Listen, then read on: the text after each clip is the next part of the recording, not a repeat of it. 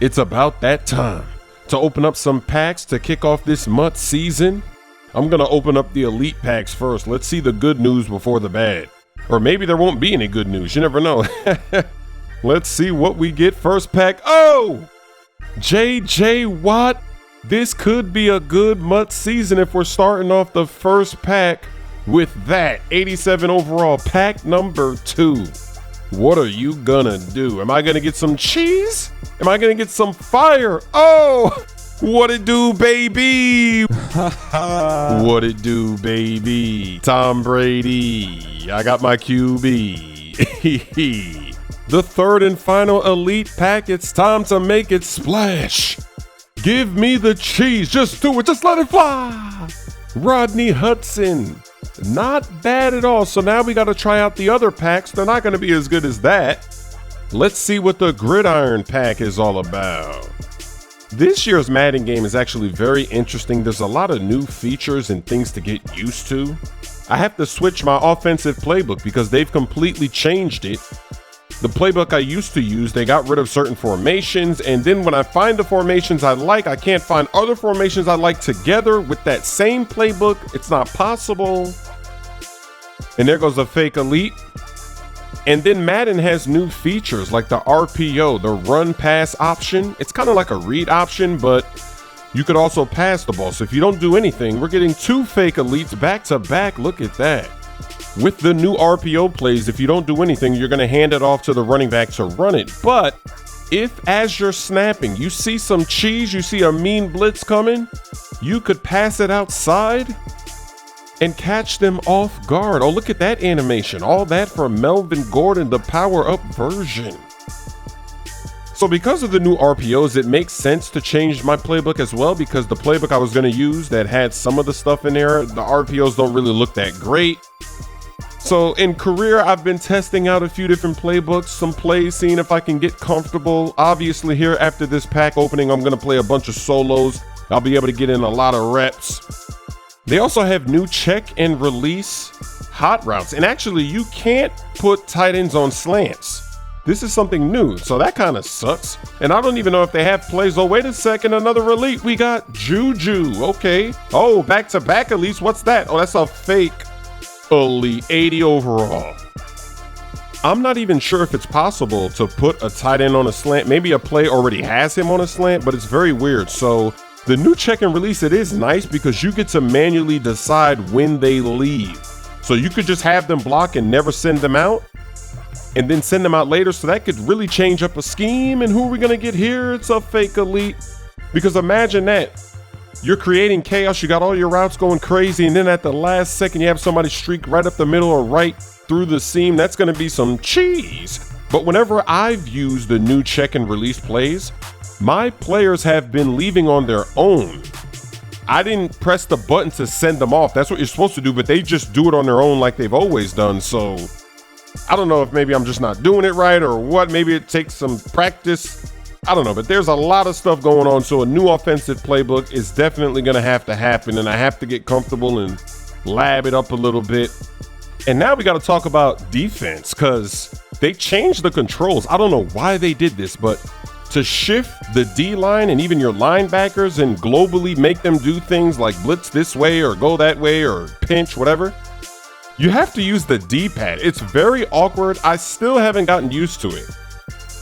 I tried, but just mentally, it's slow right now. So maybe over time, I'll get more fluent with it. Because remember, when you're out there, you got to be fast. You don't have time to be sitting there thinking like, how do I do this and do that? And then this year, they have a new system where you skip. When you do hurry up offense, you're skipping that whole animation. It just starts there and it runs off the clock like 10 to 12 seconds. So just imagine as a defense trying to set up your defense and make adjustments, and you're fooling around with this new D-pad. Oh my goodness, it's crazy. And then to me, it seems like zone defenses, they're not going to be the move this year. And maybe that's a good thing, because usually in Madden, you see a zone about 80 or 90% of the time, and then the other 10 to 20%, somebody might be running man-to-man. But in real life, man-to-man, it's very common. It's like 50-50, and sometimes it's even more than 50% for the amount of man coverage that teams are running. The zones don't seem to be defending what they're supposed to defend. Like, I was in practice mode and I couldn't figure out which zone will cover a corner route. The cloud flat didn't work. The purple flat didn't work. I tried everything and none of them would even really do anything to try to stop a corner. And that is the last pack for the first pack opening. I was playing some solos and I finally finished the sequence, so I'm coming back to the menu. I get this pack as a reward and Deandre Hopkins is inside. This is a free pack from the solos and now I've got a wide receiver, 88 catch in traffic, 88 spectacular catch, good route running, good speed for right now in the game, not bad at all. I've already got Tom Brady, I'm liking this. Just finished up some more solos. I got a 3X gold pack and look at that, Le'Veon Bell. It is a nat though, so I can't sell him.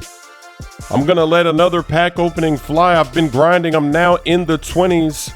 With the level XP, I've been upgrading like crazy. Let's celebrate with some packs. Let's see if we can get some fire. And we're gonna get a kicker, a punter. How much is he gonna go for? We're gonna sell him immediately. Right now, he's selling for about 70,000. So it'll be interesting on release date if this is a bad price or if this is a good price.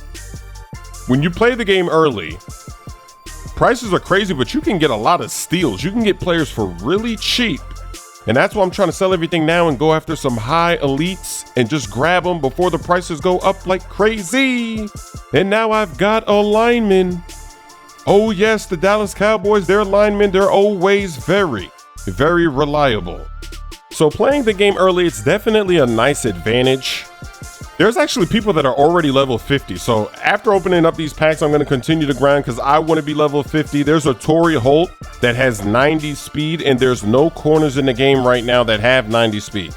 So if you have that card, you're going to be wrecking havoc. You're going to be turning on the Jets. Also, I think Hill too, he has 90 speed and maybe even another wide receiver. I think Harrison has 90 speed as well, or maybe 89 speed. So, we get 3 elites. 2 elites are fake though. And I'm running a 3-4, so he's going to be my new 3-4 DT. Why not let it fly? It definitely is a risk to buy things on the auction house before the game comes out, because sometimes you can get ripped off, but sometimes you get some steals. And that's happened to me over the last few years, but I guess it doesn't really matter for me, because if I buy a player and he's a little bit overpriced, I'm not really that mad about it. I don't really think, like the punter that I just sold. What if that punter is going for more when the game comes out? I'm not going to say, I made a mistake. It's like, whatever. I did what I had to do so I could go grab some other players at the time and just continue to build.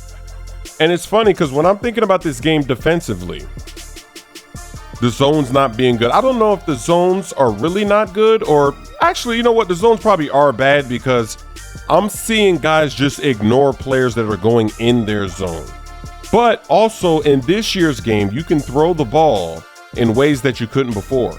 The way that you place it, the QBs, like a linebacker can't just snatch it. Usually in Madden, you can have any linebacker just running around the field and just getting pick sixes, users.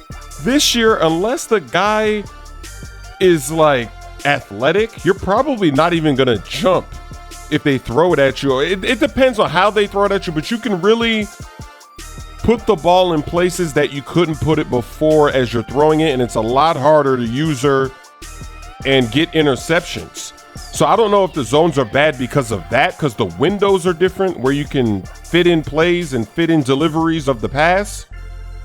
I don't know, but it does seem like man-to-man is going to be the move, because I'm looking at it like this. Would you rather give up a one-play touchdown, or would you rather give up a play, but then after he gets open and catches it, you can still tackle that player? Because see, if you're playing man-to-man, you get beat on the corner. Yeah, you get beat, he catches it, he gets some yards, but then you tackle him. You're right there. You push him out of bounds.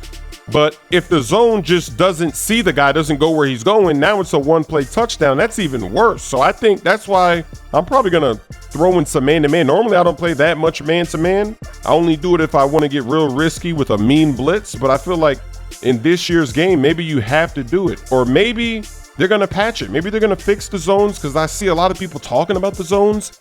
Maybe the zones are really trash. I don't know. I guess we'll see what happens. It's very interesting, but it changes everything In the solos I'm playing, as I'm leveling up, I'm trying different things. I'm trying to see how I can make this better, and I'm not really having success getting the zone defenses to do what I want. Even if I think the CPU is going to go over here and I want to have somebody over there, they just never really react the way that I want them to. So I don't know. It is early too. It's very early in the game cycle, so maybe I'm just tripping. I don't know. Oh, what a beautiful pull. We got Jalen Ramsey. What it do, baby? This pack opening has been revived.